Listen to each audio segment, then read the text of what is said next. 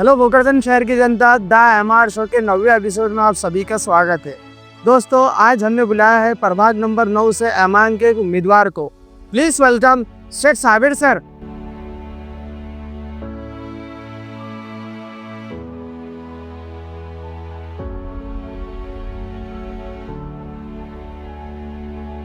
सबसे पहले सर बहुत बहुत शुक्रिया हमारे शो पर आने के लिए। द एमआर शो के 9वें एपिसोड में आपका स्वागत है। थैंक यू, हमें यहाँ पर बुलाने के लिए बहुत बहुत शुक्रिया आपका भी। जी बिल्कुल। चलिए सर, मैं जानना चाहता हूँ कि असद ओवैसी साहब के विचारधारा आपको क्यों पसंद है? देखिए, असद साहब एक बेहतरीन बैरिस्टर है, इंडिया के बहुत ही जाने माने बैरिस्टर है। प्लस सांसद के अंदर मुझे उनकी बात पसंद आती है कि वो जो है हर मुद्दे को एकदम हाईलाइट कर देते हैं, बेबाक बोलते हैं डेफिनेटली। और उनकी जो बात करने का अंदाज़ है, वो चाहे बेबाक बोलते हैं और कोई भी केस अगर हो, कोई स्टडी पूरी स्टडी के साथ वो करते हैं और बोलने के बाद वो मुद्दा जो है तो 100% मीडिया उसको कैचअप करती है। बिल्कुल। और ऐसी कोई आवाज़ नहीं है कि वो नहीं उठाते। अगर मुसलमानों के ऊपर अन्याय हो रहा तो वो भी वो वहाँ पर मुद्दा उठाते, अगर उसको बिल्कुल खुलकर वो आ जाते और खुल के उसका अपोज करते, चाहे उनको गवर्नमेंट के खिलाफ जाना पड़े या फिर किसी भी सीमा को पार करके। चाहे जैसे कुछ अमेंडमेंट बिल आया था, उन्होंने वो अदालत के संसद के अंदर उन्होंने फाड़ दिया था। आज तक हिस्ट्री में कोई नेता नहीं है कि जिसने संसद के अंदर वो बिल को पूरी संसद के सामने भरी संसद में फाड़ा होगा। जी। बस ये एक अदा उनकी हमको पसंद आई और उस सबसे हमने एमआईएम ज्वाइन किया। सर, मुस्लिम ही नहीं, कुछ यंग, मैंने कमेंट में पढ़ा, कुछ यंग गैर मुस्लिम लोग भी उनके बहुत फैन बन रहे हैं। बिल्कुल, यही तो उनकी खूबी है। वो क्या करते हैं कि अगर किसी सिर्फ मुसलमानों के लिए, अभी क्या है उनकी आइडेंटिफिकेशन ये बना हुआ है कि वो सिर्फ मुसलमानों ही लिए बात करते हैं। राइट। लेकिन आप देखो, कोई भी बिल अगर कोई दलित के खिलाफ में आ रहा है तो उसके खिलाफ भी वो आवाज़ उठाते हैं। कोई मतलब गरीबों के खिलाफ आ रहा है तो उसके खिलाफ भी आवाज़, हर कास्ट के लिए वो लड़ते हैं। इवन मराठा समाज के लिए भी उन्होंने समर्थन दिया था हमारे यहाँ। कब वजूद में है भोकरदन शहर में एमआईएम? जी देखिए, भोकरदन शहर में 2014 के इलेक्शन के बाद जब इम्तियाज़ साहब आमदार बने, एमएलए बने, उसके बाद से उनका क्रेज़ इतना हो गया ऑल महाराष्ट्र में, ऑल ओवर इंडिया में भी उनकी चर्चा हुई। उसके बाद 2015 में यहाँ पर हमने स्थापना की, यहाँ पर इम्तियाज़ साहब की सभा थी, बहुत क्रेज़ था, बहुत लोग जुड़े थे, तब से यहाँ पर काम स्टार्ट हुआ है। मैम जी सर, भोकरदन शहर में जब एमआईएम मौजूद में, तब से लेकर अभी तक भोकरदन शहर में एमआईएम में कितने लोग जुड़े हैं?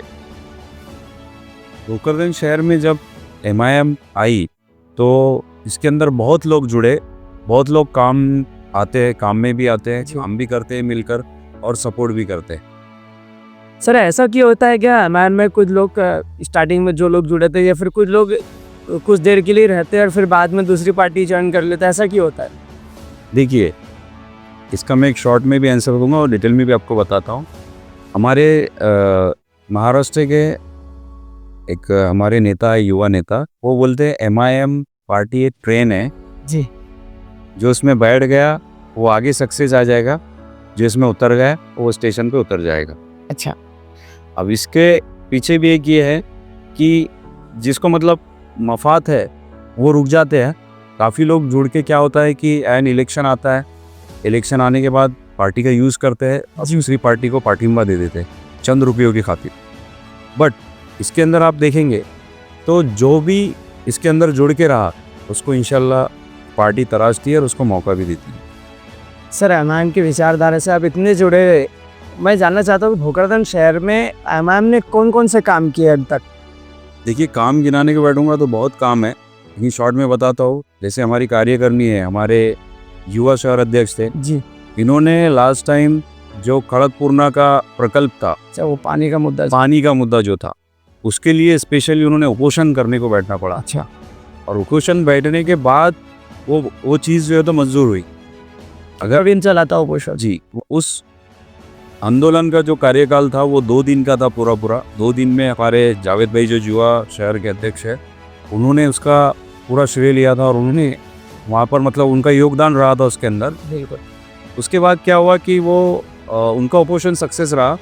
6 लाख रुपए बुल्डाना पाट वधारा को देना था भोकरदन नगर पालिका, तो नगर पालिका ने वो प्रोवाइड किया था।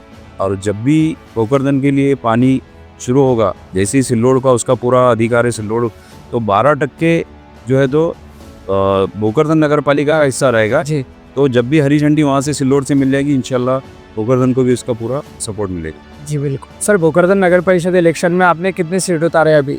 भोकरदन नगर परिषद में हमने अभी टोटल 3 सीट उतारे हैं। इच्छुक के हमारे पास फॉर्म आए हुए थे, बट हमारी जो कार्यकारिणी, हमारी जो टीम है, इनको लगा कॉन्फिडेंस कि हम 3 जगह लगा सकते, जी। तो हमने 3 ही सीट वहाँ पर उतारे हैं। 50% आबादी मुसलमान में सर आपने सिर्फ 3 सीट उतारे, इसकी क्या वजह है?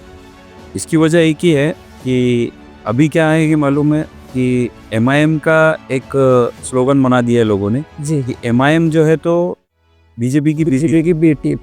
तो हमने ये सोच विचार करके आगे का सोच के 3 सीट इस वास्ते लड़ा है कि हम अगर ज़्यादा सीट लगाते और कहीं पे सीट गिरती बिल्कुल। तो वो भांडा हमारे ऊपर फोड़ा जाता जी। कि MIM की वजह से हम गिर गए। तो बिल्कुल हम अभी स्टार्ट कर रहे हैं, इंशाल्लाह हम 3 सीट जो लड़ रहे हैं, प्रभाग नंबर 4 से, प्रभाग नंबर 6 से, प्रभाग नंबर 9 से, तो ये सीट हम पहले जिताएंगे और इंशाल्लाह आने वाले वक्त में हम और इसको बढ़ाएंगे, तादाद को बढ़ाएंगे बिल्कुल और विक्ट्री हासिल करेंगे इंशाल्लाह। जी बिल्कुल सर। 50% आबादी मुस्लिम की और आपने 3 ही सीट उतारे, तो मैं ये जानना चाहता हूँ कि आपने अध्यक्ष भी नहीं उतारे, तो आप क्या किसी को जाहिर पाने पाए कि कोई पार्टी को? नहीं, बिल्कुल नहीं। हमने जो 3 सीट उतारे हैं ये हमारी 100 बल, मतलब खुद के बल पे ही हमने उतारे हैं। हमने किसी भी पार्टी को पाठिंबा नहीं दिया है और हम ये तीनों सीट हमारे खुद के बल पे ही, खुद के दम पर ही जीतेंगे इंशाल्लाह। जी बिल्कुल सर। आपके प्रभाग पर आते हैं, प्रभाग नंबर 9 पर, उसमें आपने सर्वे किया होगा, उसमें कौन कौन सी समस्या है हमें हमारी जनता को बताएं। Yes definitely. देखिए, प्रभाग नंबर 9 से मैं उम्मीदवार हूँ।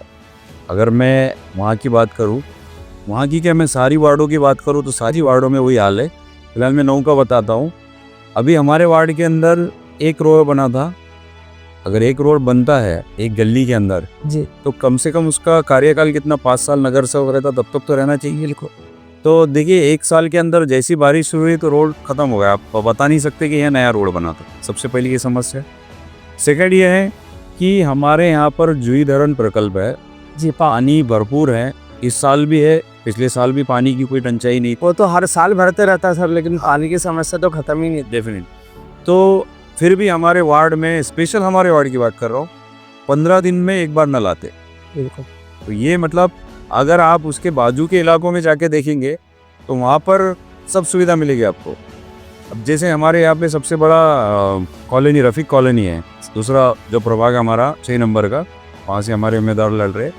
वहाँ के प्रभाग में ऐसी है कि एक एक गली हमने अभी जस्ट हमने एक रैली निकाले जी। ऑनर मीटिंग्स वगैरह लिए। तो गली ऐसी है कि 4 लोग एक साथ भी नहीं जा सकते हो गलियों में। प्लस पानी पूरा नालियों का ऊपर बह रहा है, कोई सुविधा नहीं है, नालियाँ नहीं है, ड्रेनेज नहीं है, रोड बना हुआ नहीं है, अभी भी चीखल में जा रहे लोग। तो प्रभागों की बहुत बुरी हालत है। जो 4 नंबर प्रभाग है हमारा, यहाँ पर रनिंग नगर सेवकों ने कुछ भी काम नहीं किया। यहाँ तक कि DP जो गई थी, हमारा तो यहाँ नगर सेवक है ही नहीं पहली बार। बिल्कुल। हमारे कार्यकर्ताओं ने उसकी उठापटक करके वहाँ का DP का भी बंदोबस्त किया। अच्छा। तो ये सारी समस्याएं हैं, ये समस्याओं का हल हम निकालेंगे इंशाल्लाह। इस बार हमें मौका दिया जाए। सर अगर आप चुनकर आते या आपके नगर सेवक चुनकर आते तो आपने क्या सोचा है, क्या क्या आप विकास कर सकेंगे? बिल्कुल। देखिए, अगर हमारी तीनों सीटें चुन के आती है तीनों वार्ड से, तो हम तीनों वार्ड में जितनी भी गवर्नमेंट की सुविधा है वो बिल्कुल लोगों तक पहुंचाएंगे। बिल्कुल। और इसके अंदर कुछ मुद्दे में बताना चाहूँगा आपको जी। कि हमारे मुस्लिम इलाकों में गलियाँ ऐसी है कि अगर कोई इमरजेंसी में हमें एम्बुलेंस लानी है जी तो ओवल पास नहीं हो सकता, वो पास नहीं हो सकती। तो सबसे पहले हम इसके ऊपर भी ध्यान देंगे। दूसरी बात, मुस्लिम इलाकों में नालियों के ऊपर ढापे भी नहीं है। नालियाँ पूरी बनी हुई हैं, ढापे नहीं है, वो भी हम पूरा करेंगे।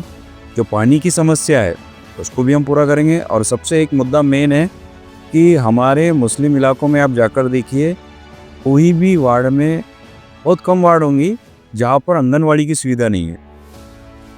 तो हम इसके लिए भी पूरा हमारी कोशिश करेंगे। जितनी सुविधाएं मिलती है, अभी तक नहीं मिली है, हम सारी लाएंगे। जैसे बहुत सारी जगहों पे मोहल्ला क्लिनिक की सुविधा भी होती है, वो भी हम इंशाल्लाह कोशिश करेंगे और सारी चीज़ें हम पब्लिक तक पहुंचाएंगे। बिल्कुल सर, बहुत अच्छा विचार है आपका। सर आज ये इलेक्शन किसके नेतृत्व में लड़ रहे हैं? भोकरदन नगर पालिका के जो हम 3 सीट लड़ा रहे हैं, इसमें हमारे फ्लोर लीडर इम्तियाज जलील साहब, समीर साजिद बिल्डर साहब, अच्छा, और हमारे जिला सदर माजिर भैया जी, साथ ही में हमारे निरीक्षक है एडवोकेट किसर पटेल साहब, इनकी निगरानी में हम ये इलेक्शन लड़ा रहे हैं। सर भोकरदन की जनता को कुछ आह्वान करना चाहते हैं, कुछ मैसेज देना चाहते हैं आप आपके प्रभाग को, जनता को? बिल्कुल, देखिए हम जो है तो हर साल हर 5 वर्ष को सभी को मौका देते हैं, और काफ़ी सारे लोग जो है तो कुछ शौक के लिए भी इलेक्शन लड़ते हैं। जी बिल्कुल। तो मेरी एक ही अपील है कि शौक के लिए वोट मत दीजिए, आपकी तरक्की के, आपके एजुकेशन के लिए, आपके वार्ड के लिए वोट दीजिए और MIM को जिताइए। बहुत अच्छा लगा सर आज से बात करके। इलेक्शन के लिए हमारी शुभकामनाएं आपके साथ। थैंक यू, शुक्रिया आपका भी बहुत।